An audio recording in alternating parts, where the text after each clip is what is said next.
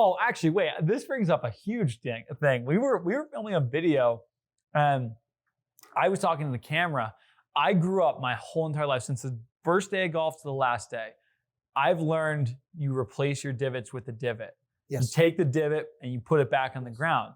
And I was in the video, we're filming, I'm saying this to the camera, like, gotta take care of the course, you know what I mean? Gotta repair the divots. But we didn't have sand or seed or anything like that. Yep. And this guy comes over and says, no, that doesn't. It's a myth. It's a myth. Like they just die on top.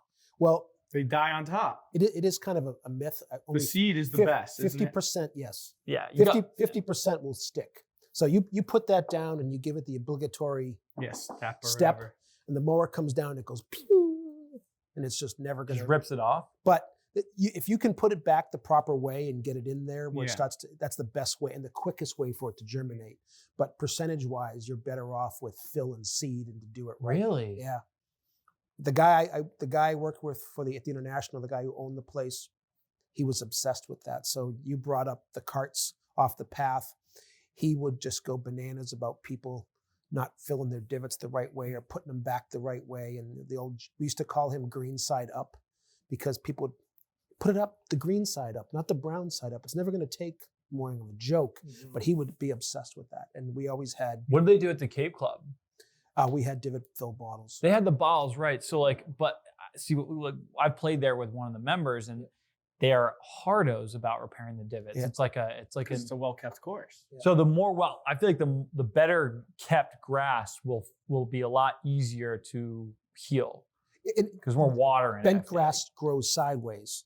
So if you can get it in there, it will germinate faster. But unrepaired ones, that's where it's tough. It also will lead to the next guy coming through and your ball ends up in that same. There's a couple spots at the Cape Club where the 12th hole, all the balls seem to end up in the same spot. The first hole, like par fives, right around that 100-yard marker, balls tend to collect in certain areas. Funny. I actually have a funny story about that. I caddied for a guy once who, short hitter, did not hit it far at all, like driver 190. I'm not kidding, older guy, He would joke around, but he only repaired the divots in his areas.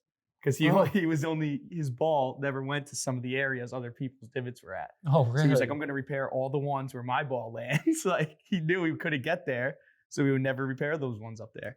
We had several members at the Cape Club who, traditionally the golf cart went out with a divot fill bottle for each player.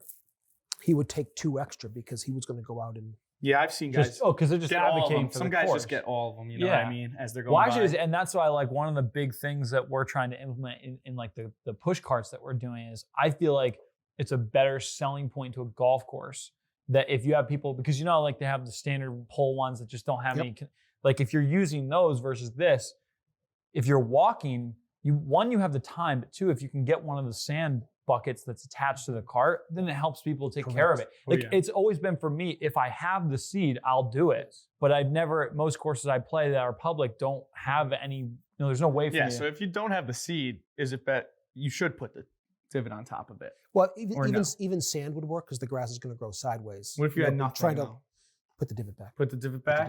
So and try to obviously make it be. Yeah, that is kind of. There's a certain direction. Everyone's got a different sort of divot pattern, thinness versus deep, and make it go in the right. It's like a jigsaw puzzle. Yeah. Sometimes it just explodes, and Yep. I always try to, even if it explodes, to kind of kick the area in around to shrink the area that needs to grow over. Yeah. Mm-hmm. Yeah. I mean, I think it's a great idea to have it was always a thing at the Cape Club where walkers didn't have the ability to fill in the divot bottles. Right. So, a club had to have extra divot bottles and an accessory, the jug holder, whatever. Call it. Yep. Some they would put out there on certain holes. The Cape Club, for example, might be the 3rd hole was a short par 4. They'd have a little area over on the side if you're carrying your bag, an area that could actually go and get divot fill.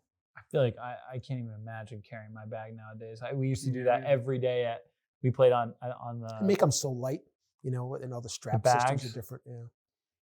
Yeah, but I don't know. I put too much in my bag, I think. Yeah, sure. I'm the way we play, we got some extra luggage in there. How many golf balls do you have in here?